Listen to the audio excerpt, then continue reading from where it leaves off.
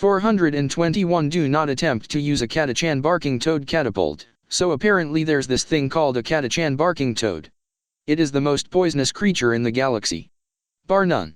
Apparently someone did a compare and contrast with every other poisonous thing in the galaxy. Anyway, I've never been to that Emperor-forsaken planet. The borderline mindless apes that live in their own filth that come off the planet put me off it. That's without the fact that their pets would try and scarf me down as a pre-meal snack. This was before I learned that there was a toad there that apparently kills everything within a kilometer by exploding poison gas. Some dipshit tried to throw it at the enemy. Apparently the idiot who did this found some eggs and tried to hatch them during a battle for a catapult. I was able to tell because a few hundred trees in the distances suddenly withered up and died when we called for artillery. I think he was part of the mush we saw at Ground Zero. I don't know, we weren't allowed within 10 kilometers of it. Maybe they didn't want us catching stupid. 422 Stop trying to give everything a pretentious name. Question: do any of you know who the Eldari and the Drukhari are? Because it turns out they're the Eldar and Dark Eldar. I know this because the Harlequin that won't get out of my fucking bedroom told me and thought I may appreciate knowing the true names of the species. I guess they want to be called by their true names. Yeah, last time I checked the majority of the Eldar twits still call us Monkey, so they can deal with it. And apparently the real name of the Tau is Tayu. Oh fuck off. And for that last fucking time, it's Imperial Guard. Not Astra whatever the fuck it is. What are you even supposed to call people from the Astra asinine name? Astraman? I'm a guardsman, Emperor dammit. There have been more than a few fights over shit like this, and people tend to not walk away from them. 423 Only throw someone if you're at the edge of a cliff. Look, I get the appeal in hoisting someone up over your head and throwing them. It's a good way of showing your superiority. Slight problem. It usually doesn't do much. Unless you're standing on a cliff and are planning on making the bastard fall a few kilometers. If you are, go for it, you're just going to have to run to the end of the room to keep fighting them. And if they have a gun, you just managed to put some distance between them and you, making you doubly fucked if you don't have a gun yourself. Which is a high possibility, because you engaged someone with a gun in melee combat. And then he shot your brains out because you were more concerned with showing off your muscles to the girls back home than you were killing the giggling chaos cultist. Who blew your genitals off with a gun that shot balls of barbed wire. 424 Soldiers need creature comforts, our lives suck. Not a particularly radical statement, I think. We're normal men and women with weapons that are excellent at killing each other, but mediocre on killing everything else. We've got pricks like Chinkov that got soldiers and bullets mixed up in their Strategy 101 textbooks and they think we need to be thrown at the enemy until we go away. We know this, and a lot of generals don't even deny it. So I really don't think it's that unreasonable that we get decent food or living conditions every once in a while. Because while there are some pricks in their ivory towers that romanticize the idea of fighting wars by expending the very minimal amount of resources possible, maximizing efficiency they call it, morale drops like a fucking rock when you do that. Sorry, did I say rock? I mean rock. Sorry, let the C slip in there. Like an orc rock smashing a planet in half. You try and make an army go 6 months surviving on disgusting nutrient paste so you can save money and you'll have people ripping your fucking head off. Literally. To eat it. And the rest of you. Ironically, the campaign went better after that act of cannibalism. 425 Serpentine, Serpentine, fucking Serpentine, practice this. Run in a zigzag manner. Have you ever tried hitting someone who ran like this? I did. It's damn hard. It takes practice to adjust for it. Which makes you a harder target, and therefore harder to kill. I was out scouting with 9 other guardsmen. Suddenly, out of nowhere, we stumble upon a makeshift outpost of PDF troopers turned traitor, and we have heavy fire raining down on us. I tell everyone to serpentine and run as fast as they could in the other direction. Most of them called me stupid and just ran ahead. One girl, and I say girl because she was 16 tops, asked frantically what serpentine meant. I think I swore at her a lot, bullets were streaming past my head, I was very stressed, before telling her to zigzag. She promptly started doing it. When we eventually got behind a rock crop, it was just me and her. We had taken shots to the legs, but we were alive and were able to limp back to base. The rest of the dips hits were dead. One literally got his balls shot off. 426 swords are not axes and vice versa. I hope you people have been around long enough to figure out that swords and axes are different weapons that require different methods and styles. Swords, specifically one-handed swords, are good for thrusting, slashing, and hacking, as well as parrying. Axes are good for hacking and that's about it. Maybe, you can block a blow with the handle, but only if it's a big two-handed axe, and even then I don't recommend it, because those things are cumbersome and it's hard to get back on the offense when you do that.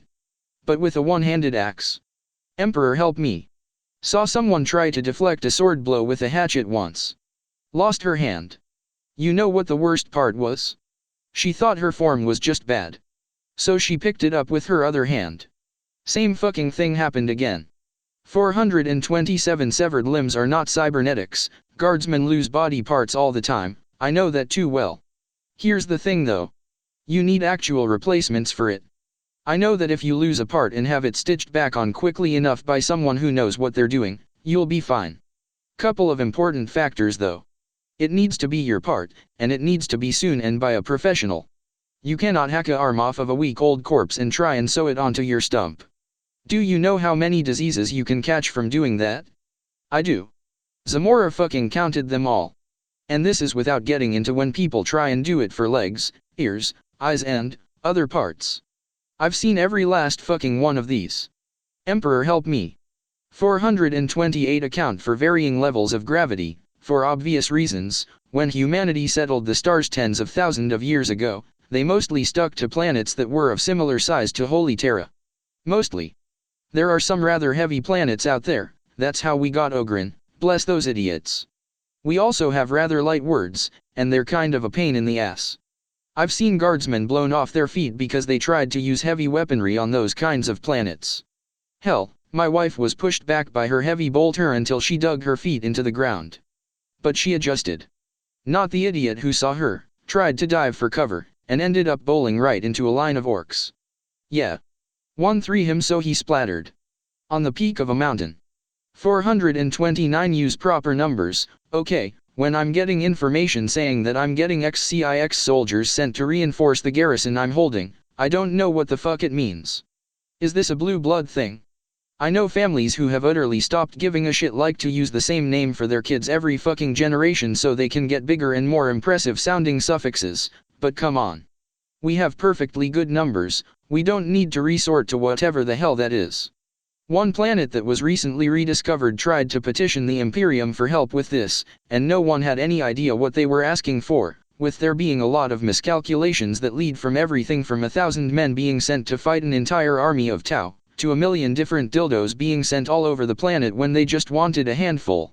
Because there was a lot of addition, subtraction, multiplication, and in the end I think the commissariat just had every last bureaucrat on the planet executed for being general pains in the asses. Few people complained. 430 hold your sword properly. The fuck is this reverse grip bullshit? Pick up the closest sword you have. Hold it so that the blade is facing away from your other hand. If you have any common sense, you probably feel very awkward and kind of stupid. If you feel that way, I apologize, you can switch back to a proper grip. This style works alright with knives if you know what you're doing, but swords? They're not meant to be used like that. You can't handle something that long by holding it that way, so presumably you have it showed if you do this.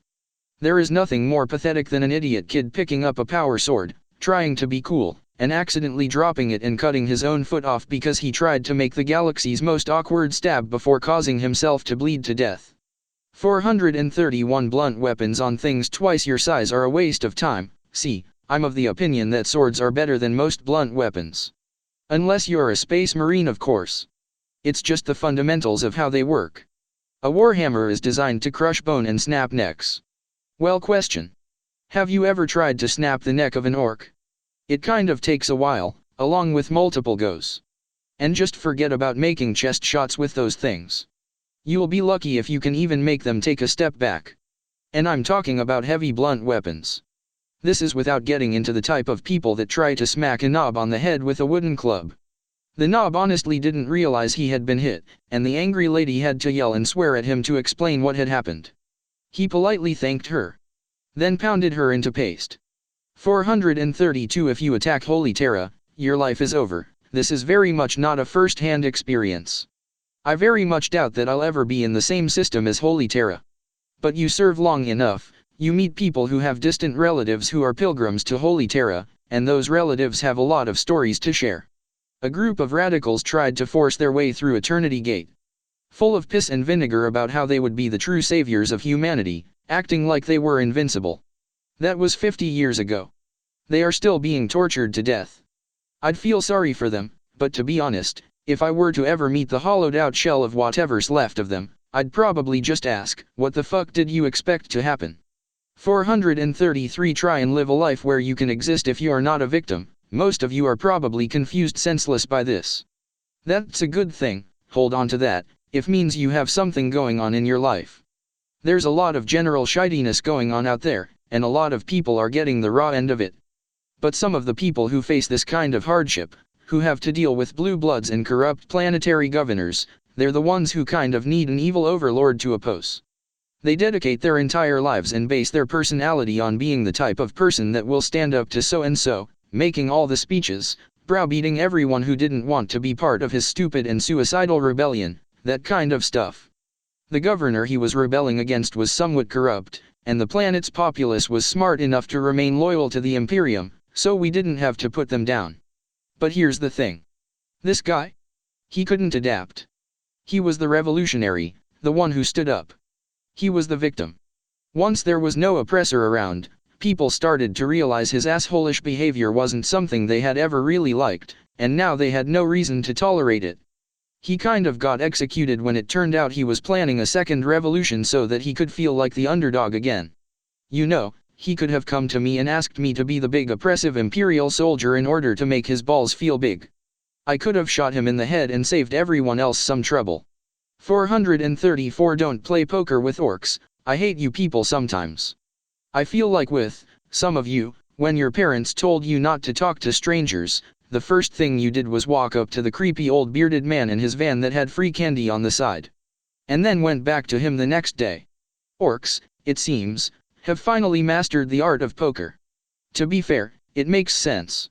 They can be best characterized as a group of constantly drunk assholes who practically live in pubs and start a fight whenever they can, and those kinds of people do play poker from time to time. And usually end up fighting when it's over. Like taking puny human heads and smashing them against the table, because ZOGU and you are zogging ace. 435 No fucking Tau. Okay, first of all, yes, that thing on the Taus, and yes, I'm calling them Tau because Tau is one of the most asinine things I've heard in my life, for it resembles a vagina. Her. Congrats. You made a joke 100 trillion guardsmen have already made. But seriously, it isn't. I don't know what it is, but it clearly isn't meant for that. Second of all, no. This is a sore spot for the Guard. Millions of guardsmen have defected to the Tau, and not all of us feel that fondly about those fucking traitors. So while the Tau may not stab in the back quite in the same way as the Eldar, they won't kill you as much as they will try to indoctrinate you. You'll get pissed off guardsmen riddling you with loss fire if they catch you doing that. Assuming fire warriors don't do the same because someone tried to stick their dick in a Tau's forehead. Apparently that's a sore spot for them. I swear I didn't mean to phrase it like that. 436 Breeding non-human creatures for war doesn't work. Every time we find another planet with an unholy combination of mouths, people try to tame them. I've already covered this in number 327. But someone decided to take this already dumb idea and take it one step forward. Taking two species like that and trying to breed them together. I have seen this done once and only once. A four-legged creature with rock-like armor plating and horns as sharp as bayonets with some sort of tentacled thing that spat poison, had 3 mouths, and could breathe above and below water. What was created was an fast, powerful, intelligent creature that was twice the size of both previous animals, could spit acid with the power and precision of a sniper rifle, and could jump so high it practically flew. And it could reproduce asexually. We had to bomb a city to atoms to stop it. To this day, I'm not sure if the woman who created this thing thought it would be a powerful weapon of war, or if she just thought it was hot. She was odd. 437 You don't always have the luxury of taking your time when aiming. When you have all the time in the world, aiming is actually kind of easy. I could give my rifle to a random person, set up some cans, tell her to shoot them all, and after a few testing shots, she'd probably be alright. If she had all the time in the world and it was a low-stakes situation. But that's rarely something we can afford to do. The reason guardsmen get drilled so much is to get us to take accurate shots without putting much thought or time put into it. Because when bullets, loss fire, and Emperor knows what else is flying all around you, you can't pace yourself. This one woman I had didn't seem to get that. She took a solid minute to take aim at a distant orc, exposing herself to them and earning a grenade thrown her way. She got one shot off before she died. She missed. I don't think that shot was worth getting your right leg blown off to line up, darling. 438 Learn basic construction when building monuments. Hive cities are something that symbolize the Imperium perfectly. Massive, impressive looking, ugly, polluted, overpopulated, filled with violent crime, a home of suffering, and collapsing under their own weight. The sheer mass of hive cities means that the lower levels are a permanent shit show, and that's just because of the lousy structure and stability. Sometimes violent gangs, rebels, and the occasional gene stealer cult make it worse. But even with these things as a hallmark of the Imperium, we evidently still have some architectural standards. No one seemed to tell the man who built a statue to Saint Anais that. A very thin plinth that had the statue lowered on top of it. It was very top-heavy. Like, extremely, unrealistically, the architect probably should have masturbated before work, top-heavy. The local priests were getting pissed at him for that alone, and this was before it tipped forward, Emperor on his throne. It was really top-heavy, and crushed the man flat. He had a damn creepy smile on his face the whole way, and everyone involved just agreed to pretend they had never seen it. Wait, shit. 439 Guard everything, yes. Everything. If you can think of it, guard it. Don't say, who would possibly want to steal X, because someone out there wants to steal it. It may be one of ours, it may be the enemy, it may be a wild animal, but someone will want to steal it. So post guards on everything, we've got the manpower to make that happen. Don't, and you'll regret it. You may think that no one will want to steal the brakes or the reverse level off of a Baneblade, but someone did. And that's how the commander ended up going over a cliff. 440, deserting in a penal legion is a stupid idea. Those assholes in penal legions do know that the arbits and commissars that watch them are just waiting for an excuse to shoot them, right? Seriously, we just got a few million of those wastes of carbon, and there's already been over 500 executions. And no one is complaining about it. They are? Allow me to rephrase my statement. No one whose opinion matters is complaining about it. Just this morning, one of them stopped when we were moving them all into processing, and gave me one of those kinds of looks. You know, the kind where people lick their lips, waggle their eyebrows and give a lustful smile. Yeah, she maybe got the third word of her rape threat out when she had a bolt pistol pressed against her temple for the next second and a half that her head existed. I really don't think these people understand the situation they're in. This wasn't the type of penal legion where you get sent there because you misfiled your taxes. Oh no, this was the kind of penal legion specifically designed for the worst humanity has to offer. Murderers, rapists, arsonists, crime bosses, kidnappers, drug dealers that target kids, the scum of the Imperium, and everyone knows it. Penal legions are a little inconsistent on whether or not their members serve for life or are set free if they serve long enough, but this one is one of the latter. So really, staying and fighting is the best option you have for getting a life worth living back. Because trying to run is a guaranteed way to get killed. By an arbitrator's bolter, by a fellow legionary, or by someone like me who would rather not have an unstable psychopath loose near people I care about. There was an attempted uprising among the legionaries we got. 1,000 or 2 of them tried to make a breakout and escape into the wasteland between the cities on this Emperor-forsaken planet. It didn't go well. See, the Arbits were expecting this and were patrolling with chimeras armed with a standard armament, including a turret-mounted heavy bolter. The majority of this short-lived rebellion was quickly turned into mulch. The only part of it that got any momentum was the platoon or 2 that was smart enough to duck off the main road before they started shooting. Even then they didn't get far, as a few hundred arbitrators and 20-30 DF guardsmen quickly surrounded them. They then decided to settle for taking a few hundred of us with them. They didn't kill a single one, which is saying something considering even the ones that started shooting in the streets managed to kill a few people.